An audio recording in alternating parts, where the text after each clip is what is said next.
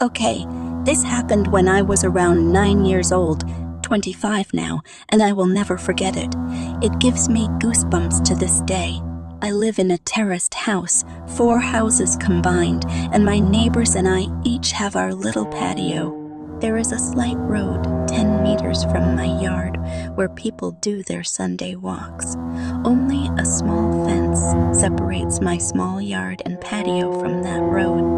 I live in a pretty crowded area with several terraced houses spread around my neighborhood, so seeing people walking on that road is pretty standard for me. Seeing random people standing on my patio is not.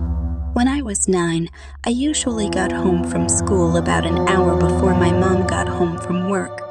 I live maybe 50 meters from the school, so my mom figured I was mature enough to be home alone for around an hour before she got home. One day, I got home from school. I did the usual thing to ensure I locked the front door and double-checked that the back door leading to the patio was also closed.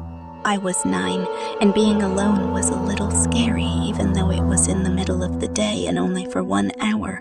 I then rushed to my room upstairs to play as much PlayStation as possible before my mom came home and made me do homework.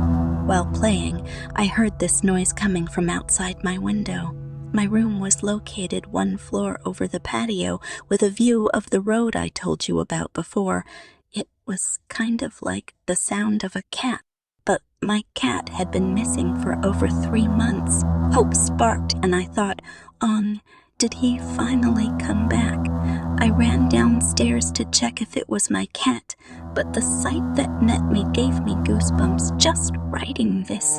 A guy was standing on my patio. A tall guy with black hair covering half his eyes, making him look like a male version of the Ring Women or something. I could hear him making high-pitched sounds, almost like a cat meowing. A brown liquid was running down his mouth, and I could see him spitting out my dad's stunked cigarettes. He was eating from the ashtray.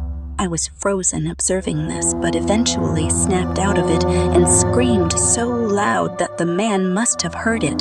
He didn't react. He kept on eating from the ashtray. I ran upstairs to my room, locked the door, and called my mom, who then called the cops. I've never been more terrified in my life. I was laying in bed under my sheets, shivering with fear as I heard these creepy, high-pitched noises from the guy eating cigarette stumps from the ashtray on my patio. I blacked out for a moment because the next thing I remembered was the police arriving on the road by my yard. I hear them talking to the guy, saying, "What are you doing? Get over here, or we will come down and arrest you," and so on. He didn't respond, but the high-pitched sounds were more frequent and louder. I decided to look through the window, feeling safe now that the cops were there. I could see 2 police officers standing by my fence, 1 man and a woman. However, I did not see the creepy man because he was standing directly 1 story under me and my field of view. The police jumped the fence, and I remember hearing the creepy guy screaming louder than anything I'd ever heard. He charged the female police officer with full force, and he fucking knocked her out cold. The male officer then immediately taxed the guy, leaving him shaking on the ground, screaming still. The policeman struggled to keep him on the floor while putting handcuffs on him, but eventually made it. After a while, he managed to wake up the female police officer, who seemed severely hurt. He called for backup and an ambulance, and then he saw me standing in the window above him. The expression on my face must have been something else because he just looked at me and said, "I sure as hell hope you didn't see all that." I started to cry. By this time, neighbors began arriving, wondering what was going on. One of my neighbors, an older woman, made me come down, and she took care of me until my mom returned home. The police took the creepy guy with them in the car and left. Before they left, they promised to come back and talk to us about what had happened. This is where the story takes an unexpected turn. The male police officer returned later that night and sat with my mom and me to talk. He explained that the guy on my patio was diagnosed with severe autism. He had escaped a facility where mentally challenged people lived, located around 5 km from where I live. He explained that the guy had been living in my house for 5 years but had been forced to move when his mom, his only caretaker, died. The poor guy probably thought he would find his mom in my house. He missed the routines, and he missed living there with his mom. The police had to move him from the place 5 years ago because he was solid. From what I heard, he had X, renamed tension in the body because of the autism, making his muscles grow stronger and stronger throughout the years. This was why he reacted the way he did when the police came this day. Still frightened, I told the police officer he needed to ensure this would never happen again. He promised it wouldn't. After a few sleepless nights, my life got back to normal. The years went by and the guy didn't come back until 1 year ago. When my mom and dad moved out, I bought the house from them, and I'm still living there today. I was enjoying my morning coffee on the patio when I saw this random guy stopping on the road by my fence. He stands there, looking at me. I look at him and give him a nod, and then I hear the high-pitched noises. Holy shit, it's him. His hair had turned gray, but the high-pitched sounds made me realize. My heart started racing, and I instantly remembered why he was back.